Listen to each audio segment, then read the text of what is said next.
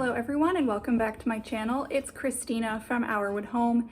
In today's video, I'm going to be making and canning some venison stew. So I thought I'd take you along with me because a lot of people ask me, how do I cook the venison that we get?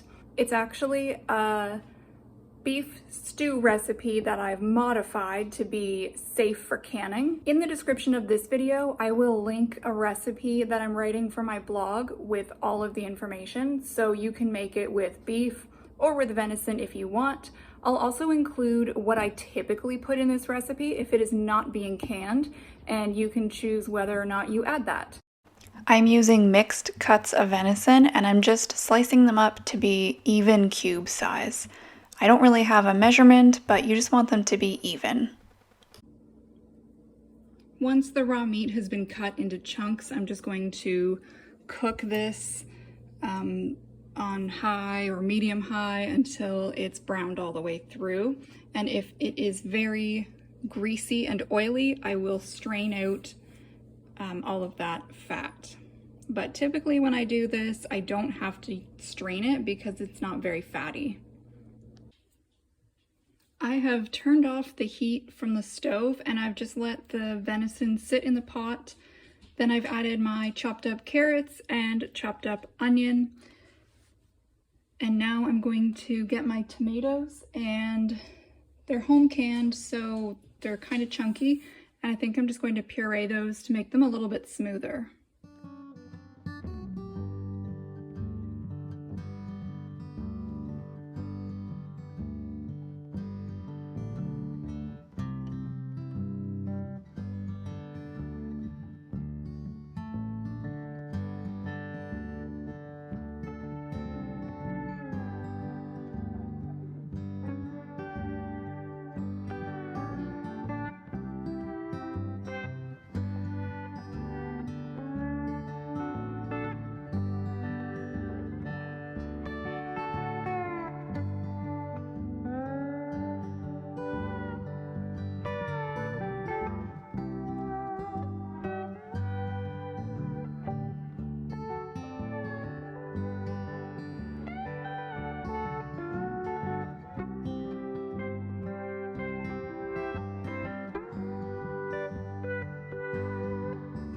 This is about 6 cups, and normally I do 1 cup when I'm making this recipe, but I'm tripling it today, and I know 6 cups is a lot more than 3 cups, but I'm going to be using this much liquid because when you're canning, you need to have a lot of liquid for the soups.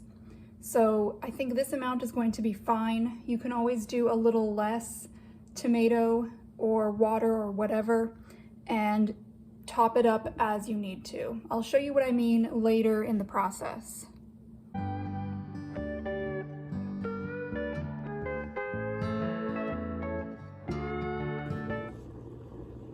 The stew has started simmering, so I'm just going to mix it and make sure it's heated all the way through.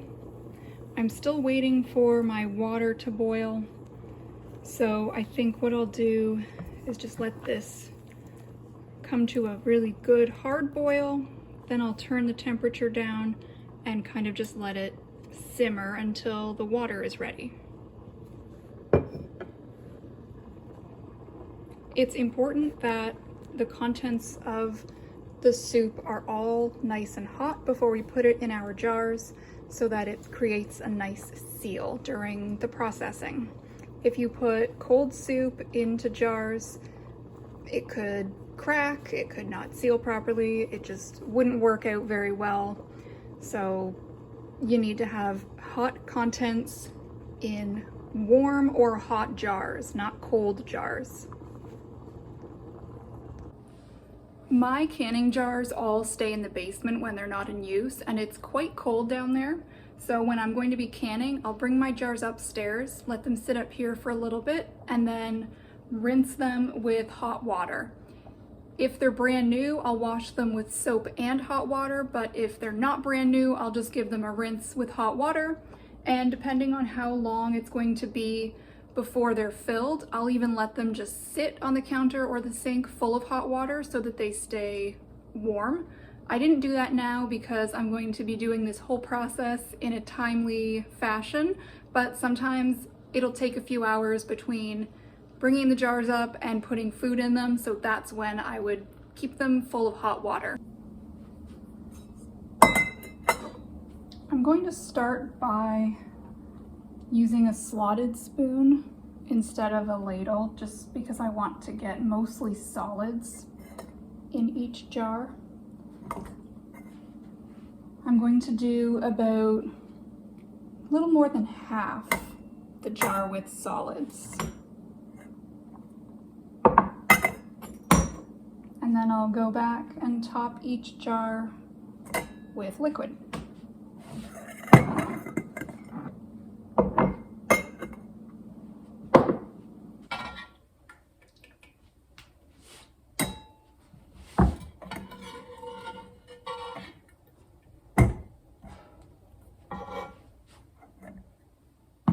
I'm not feeling any more solids in the pot. There might be a few kernels of corn or small pieces at the very bottom, but that's okay. It can just get poured in with the liquid. What I usually do is just use a ladle to scoop out the liquid and fill my jars, but I think what I'm going to do today is pour the liquid into this measuring cup because it has a spout handle, so it's just a little bit easier and more efficient for me.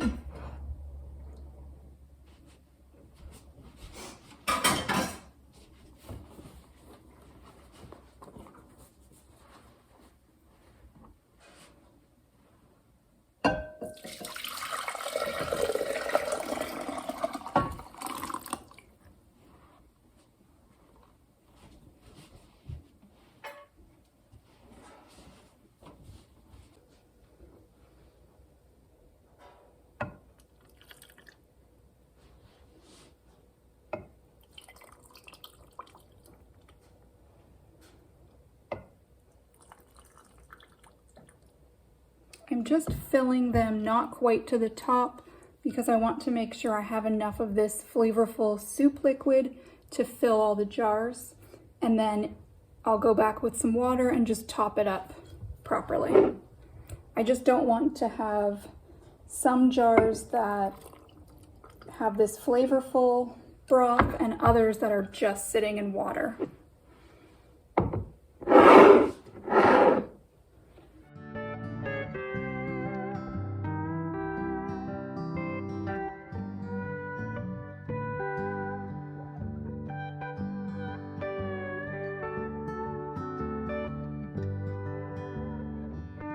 In this last jar, I overfilled it a bit because there was some extra vegetables and pieces of meat. So I'm just going to scoop that out a bit and put it in a jar that maybe didn't have as much. And then I can fill it properly with liquid.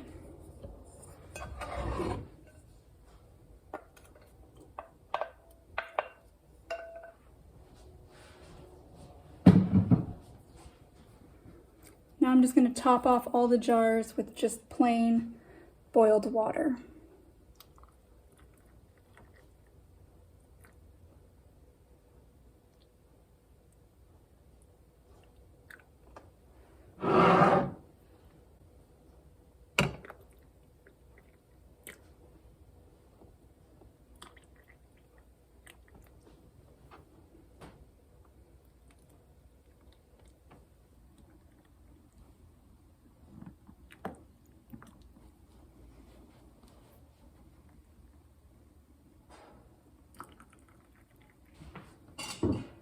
Now we just want to get out any air bubbles. I'm just poking a skewer, maybe a little too vigorously, but I'm just poking into each jar to get out any air bubbles.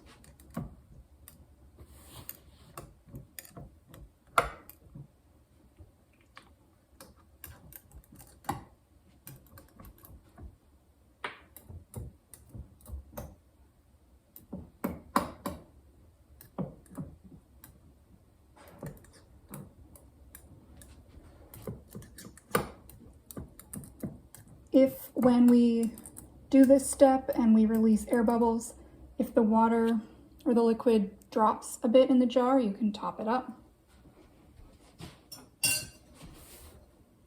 Mine still all look good. Now I'm just gonna get a clean cloth and get some water on it to just wipe off the tops of my jars.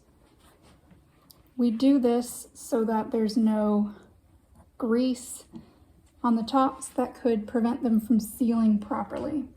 Ideally, you'd be using some vinegar or lemon juice, but I don't have any of that right now, so I'm just using plain water. Now let's put the lids on. I'm using Bernardin brand lids, and they specifically say that you are not supposed to boil the lids before using them. Some other brands do want you to boil the lids, but Bernardin specifically says not to. I believe this is because if you boil these lids, they could just get a little too soft on the rubber gasket and create an improper seal.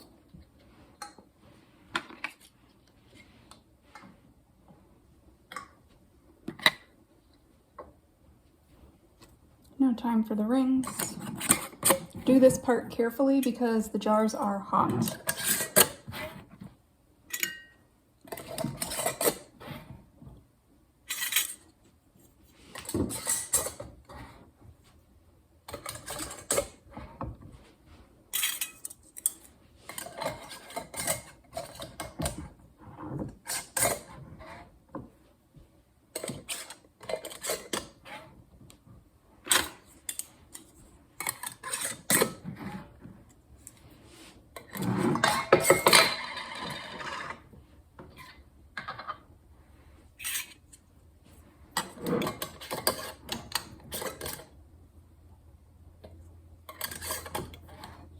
When you're tightening these, they don't need to be wrenched right on there. You want it fingertip tight and then just a little bit more.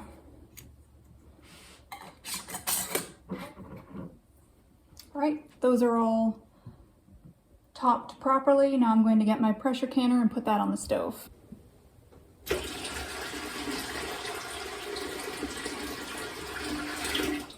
Now, my canner specifically says if I'm going to be canning for longer than 75 minutes, I need to add some more water to the pot. This recipe in this size jar, 500 milliliter, it is going to pressure can for 75 minutes. Otherwise, if I was doing it in 1 liter, I would add more water because the 1 liter jars process for 90 minutes. Now I'm going to carefully move my jars from the counter into the canner. I've got more jars than will fit in a single layer, so I have a second tray here. I'm going to be using this jar lifter. It's by Ball. It's fine. I don't love it. I don't dislike it. It's fine. I definitely recommend you get a jar lifter though if you're planning to do any amount of canning because it will save your fingers. A tip that I do is have a towel or a cloth or something underneath the jar as I'm moving it, just in case for whatever reason I lose my grip with these jar lifters. So I transfer it like this.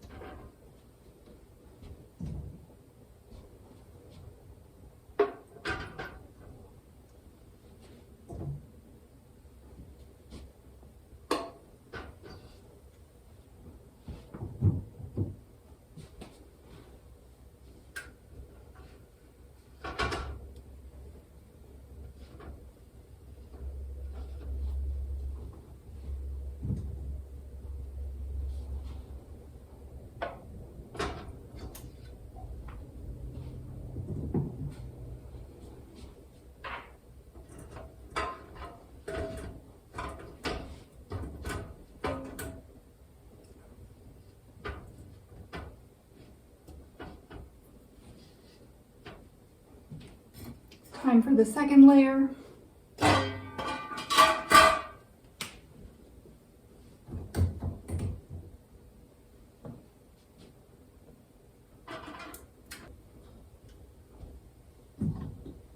Also, if you don't have a manual for your canner, if you bought it secondhand or you just lost the manual, you can look it up online. There's pretty much every kind of manual on the internet available for free to download. So be sure to do that if you don't have a manual that came with your canner, because they all operate a little bit differently. I'm using a dial gauge canner here, but I do have a pressure canner with weighted gauge, and it functions the same, but there's just some things that I have to do slightly differently. All right, all my jars are in there. I'm going to get my lid. I'm going to make sure the gasket is in place. I'm going to make sure this vent on the top here is clear, and I do that just by looking through it. I can see light coming through, so that means it's clear and there's no obstructions in there. Now I'm going to put it on my canner.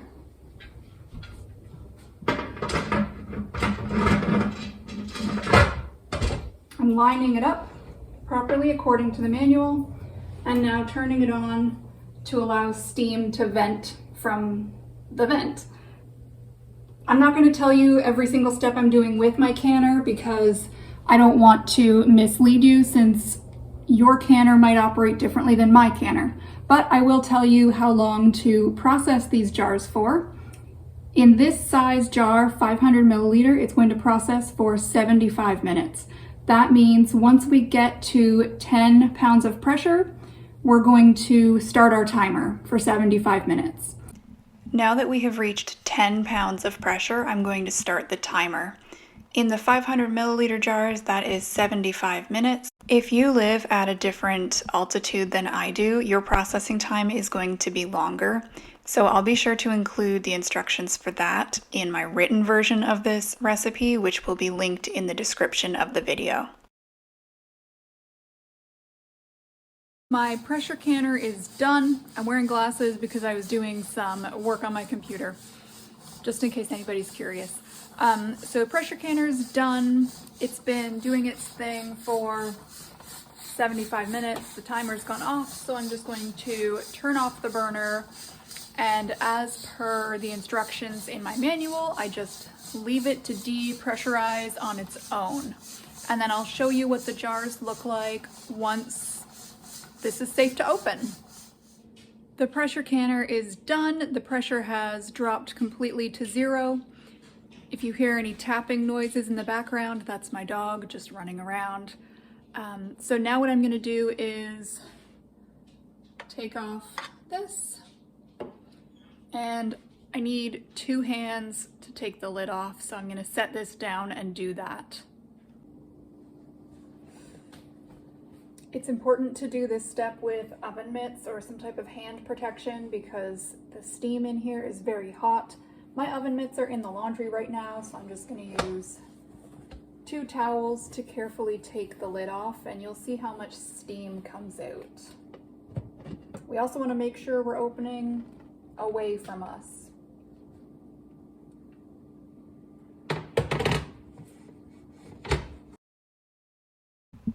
What I'm doing here looks a little bit strange, I know. I've got a big cutting board on the floor and I'm putting my canner on the floor so that I can lift the jars out and not tip them sideways. So you might have noticed that my hood vent over my stove doesn't really leave me a lot of room between the top of the canner and the vent. So if I were to pull my jars out of my canner, I would have to tilt them sideways so that I could maneuver underneath the vent properly. And it's not recommended that you tilt your jars right out from the canner. You want them to stay upright so that the seal remains intact and they can properly seal. So for that reason, I put my canner on the floor so I've got lots of space to pull those jars straight out vertically without tipping them sideways at all. Even on my counter, there's not enough space because there's that kind of low cabinet area right above where I'm working. So this is what works best for me. You definitely don't have to put your canner on the floor. Again, this is just what I'm doing because of space limitations. I'm going to speed up the rest of this clip, but I just wanted to give some audio for what I'm doing so that you can understand what I'm doing.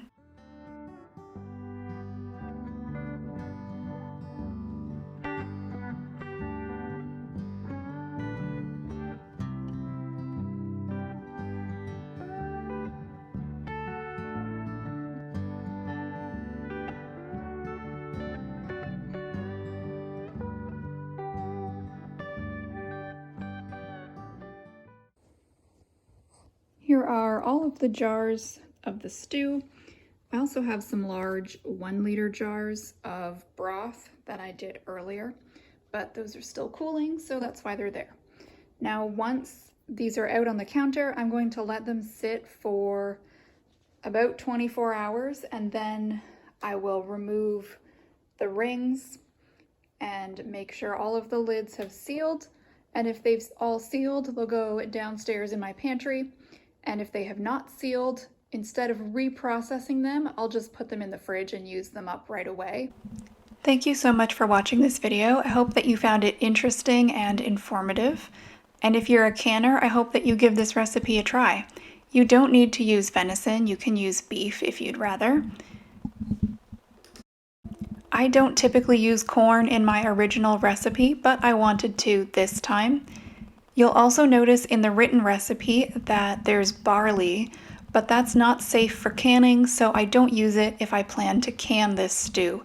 But if I'm just making it to eat fresh or put in the freezer, I will use barley. I'll make sure to note in the recipe exactly what I did for canning, as well as a different version if you wanted to just make soup to have without canning it.